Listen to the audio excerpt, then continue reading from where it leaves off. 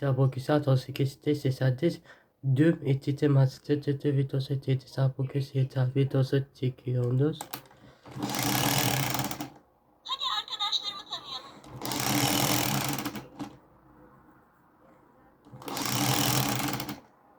Köpek, yaşlı adam, müzik yapar.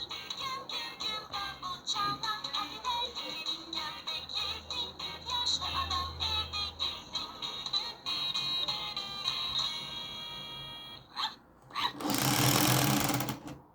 Köpek, yaşlı adam, müzik yapar.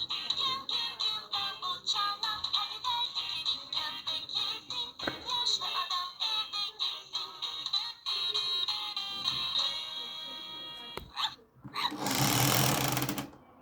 Maymun ağacın çevresini not. İnek. Hey hey kedi Kemal ve inek anlatırlar ayın üzerinden. Olaya köpekçik çok güldü. Kaşıkla tırnamayı yedi.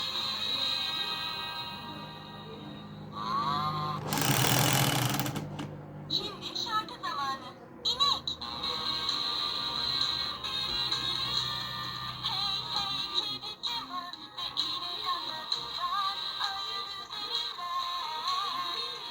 Olaya köpekçik çok güldü. Kaşıkla tırnamayı yedi.